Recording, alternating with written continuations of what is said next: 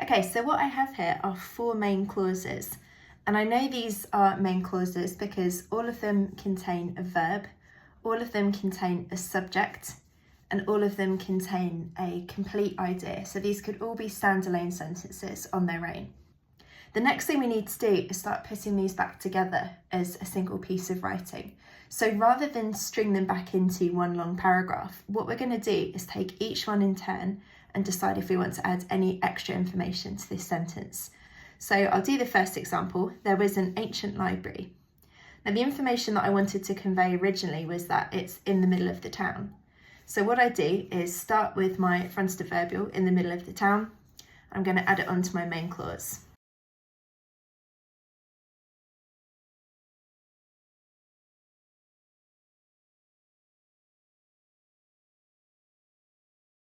And now I'm going to stop.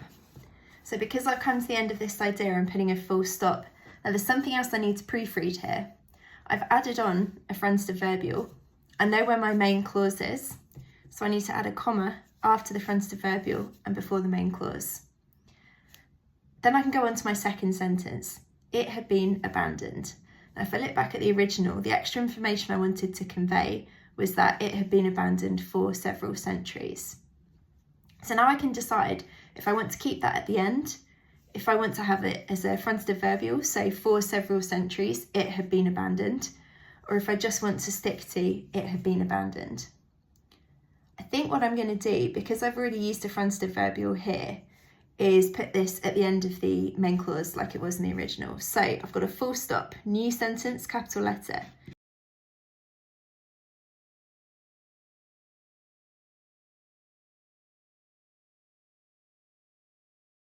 So then I come on to my next idea, and this was that the 3 friends decided to break in.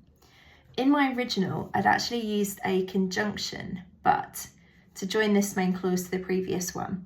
Now that is grammatically correct. Because I'm editing, I now have a choice.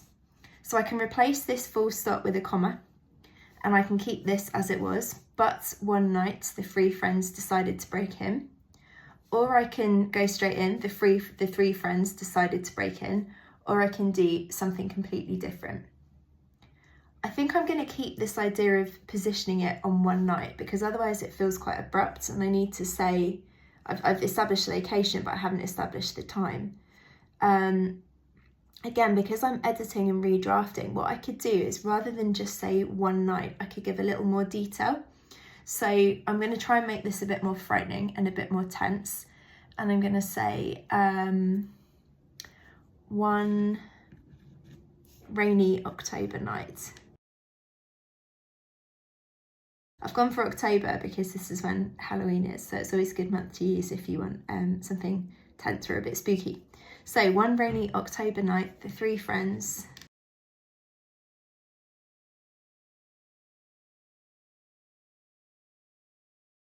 full stop.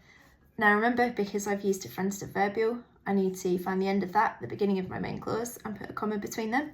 One rainy October night, the 3 friends decided to break in. And then my final idea, they needed to know if the rumours were true. So again, I have a choice to make. I can just write this sentence out as it was. My original, I had they needed to know if the rumours about it were true or about the house. Or I can do something completely different. I think I definitely need to clarify that I am talking about the house. What I'm going to do is actually put a line through my full stop and replace it with a dash. And then I'm going to write this next sentence, this next main clause.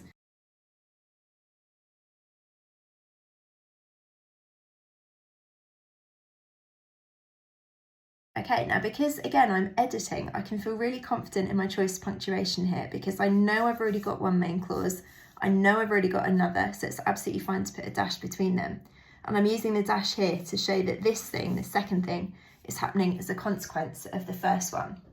Now, as I'm reading this, I'm thinking about other ways I could edit this sentence. Now, I've realised I haven't mentioned the link back to the house, so they needed to know if the rumours. Now I can use a pronoun, it, or I can say about the house, or about the library, sorry. I'm not talking about a house at all, am I?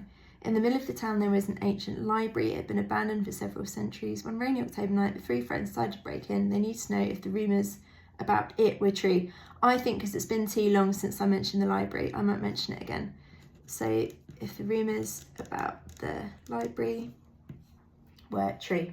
So again, I can edit with confidence because I know that my main clause is correct. So I can add other things onto it, knowing that it's not going to become a fragment and it's not going to become a run-on, because every time I've written a main clause, I've thought really carefully about whether I want a full stop or a different piece of punctuation. Now again, because I'm editing here and because I'm really taking my time and focusing on getting my main clauses right, I do have other options. So as I'm reading this back, I'm wondering if I could do something more than just referencing the rumours. So what I'm going to do is start again from this original main clause. So I'm going to write it underneath.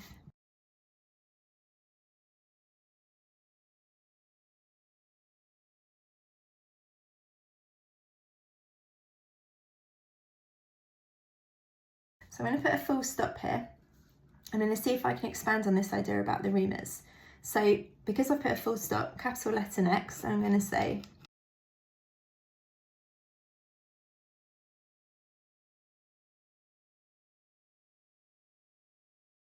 and I'm actually going to add an extra bit of information in the middle of the sentence.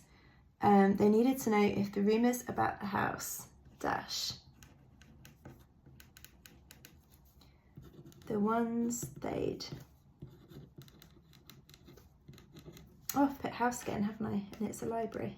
There we go. They need to know if the rumours about the library, the ones they'd grown up hearing, were true. There we go. So I've now got two different options for how I end my piece. And because I'm focusing on editing one main clause at a time, and I'm not rushing through, I can really take my time and think about my choices of vocabulary, my choices of punctuation. And what I've done here is just introduce this extra subordinate clause in the middle of my sentence to expand on the rumours about the library. They needed to know if the rumours about the library, the ones they'd grown up hearing, were true, because it just adds that extra bit of tension about all the things that we've heard about this location. So what we've done is start with a single piece with one long run-on sentence. We've made it as simple as we possibly can. And then we've really slowly built it back up to something that we can be really pleased with, that we edit as we go, we can check that we've got our commas in the correct place, and we can mess around a little bit with how we structure each of these new individual sentences. I'm going really slowly here, but it's absolutely fine to take a lot of time to craft 3 or 4 sentences in a row if it means that you're going to come up with something that you can be really pleased of and feel like you've really controlled.